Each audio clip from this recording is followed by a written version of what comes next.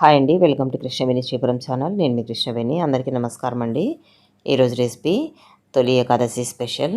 శ్రీ మహావిష్ణువుకి ఎంతో ఇష్టమైనటువంటి జొన్నలతోటి పేలపిండి, అలాగే పేలపిండితోటి లడ్డూను ఎలా ప్రిపేర్ చేసుకోవాలో చూద్దాం రండి. ఫస్ట్ ఒక బౌల్లోకి 1 కప్పు జొన్నల్ని వేసుకుని 3 టైమ్స్ నీట్గా కడిగేసుకోవాలండి. ఇలా పైన తేలినటువంటి ఈ జొన్నల్ని తీసేసుకోండి. ఇలా 3 సార్లు నీట్గా కడిగేసుకున్న తర్వాత ఒక 3 కప్పులు వాటర్ని వేసుకుని స్టవ్ పైన హై ఫ్లేమ్లో పెట్టేసుకోవాలి. ఇవి రోలింగ్ బాయిలింగ్ అయ్యేటువంటి టైంలో ఒక 30 సెకండ్స్ ఉంచేసుకుని స్టవ్ ఆఫ్ చేసి దీన్ని వాటర్ లేకుండా వడగట్టి తీసుకోవాలండి.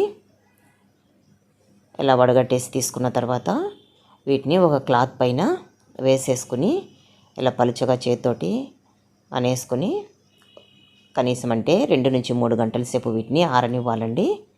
ఇలా ఆరిన తర్వాత స్టవ్ పైన మందంగా ఉన్నటువంటి కడాయి పెట్టేసుకొని బాగా హీట్ అయిన తర్వాత ఫ్లేమ్ను మీడియంలోకి టర్న్ చేసుకుని 2 నుంచి 3 స్పూన్ల వరకు జొన్నల్ని వేసుకుని వీటిని ఇలా కంటిన్యూస్గా కలుపుకుంటూ ఉంటే ఒక్కొక్కటిగా జొన్నలు పేలుతూ ఉంటాయండి.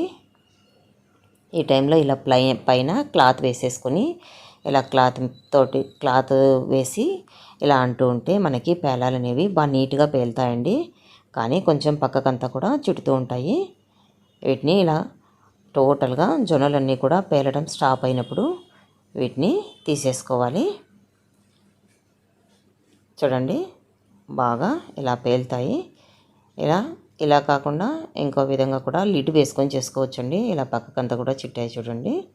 ఇలా జొన్నలు వేసేసుకొని ఇప్పుడు పేలటం స్టార్ట్ అయినాయి కదా ఒక్కొక్కటి, అప్పుడు లిడ్ వేసుకున్నామంటే ఇలా కడాయి హ్యాండిల్స్ పట్టుకొని కాస్త కదుపుతూ ఉంటే జొన్నలన్నీ కూడా బాగా ఈక్వల్గా ఫ్రై అవ్వటం వలన బాగా పేలుతాయండి.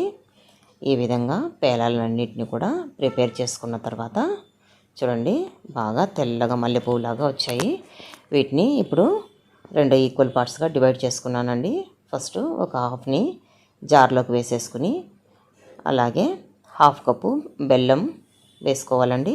అంటే 1 కప్పు టోటల్గా జొన్నలకి 1 కప్పు బెల్లం పడుతుంది. నేను హాఫ్ కప్పు వేసుకున్నా కాబట్టి ఇలా 1/2 కప్పు బెల్లం వేసాను. ఒక 4 యాలక్కాయలు కూడా వేసేసుకుని ఇలా బాగా స్మూత్గా గ్రైండ్ చేసుకుని తీసుకోండి.